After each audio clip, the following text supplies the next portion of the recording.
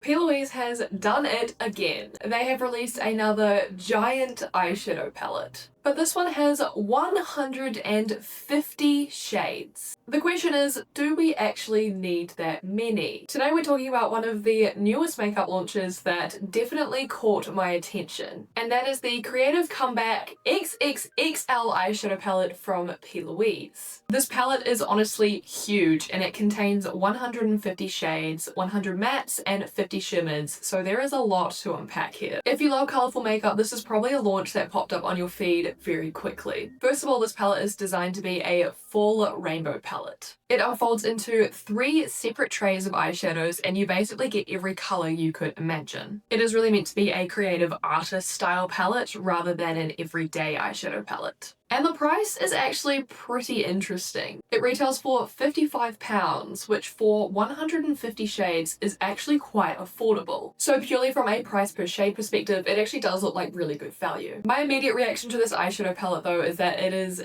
definitely out there. It's something different and it's clearly aimed at people who really love creative makeup. And that does make sense because 2026 has really kicked off with the whole 2016 makeup making a comeback. We're seeing more colourful looks and artistic styles, so the concept does fit the trends really well. But when I looked closer at the palette, I did start to have some mixed thoughts. And as a colourful makeup lover, I am very picky with my eyeshadow palettes. The first thing I noticed straight away is that so many of the matte shades look really similar. There are so many colours that are only just slightly darker or slightly lighter than the other shades. And in some cases, they don't even look like they have different undertones. They all just look like really tiny adjustments in depth. Honestly, I feel like you could remove maybe 20 shades or so and still be able to blend the colours perfectly fine, because some of the colours do overlap quite a lot. I do think the shimmer shades, however, have a bit more variation. They look a bit more interesting and unique compared to some of the matte shades. So if you're someone who loves shimmery eyeshadows, that might be one of the stronger parts of the palette. Now, in terms of practicality, this is definitely not a practical eyeshadow palette for most people. It's very large, it's not travel friendly at all. But to be fair, I don't think that this palette is meant to be travel friendly. This feels more like a stay-at-home creative palette or something you use if you love artistic makeup. I definitely can't imagine many makeup artists carrying this around though, because it does seem quite bulky. So even though the price is affordable for the number of shades you get, I still think there are better eyeshadow palette options for a more affordable price. For example, some eyeshadow palettes from Be Perfect Cosmetics, you get a large array of eyeshadows, they perform really well, and they are a lot cheaper and less bulky.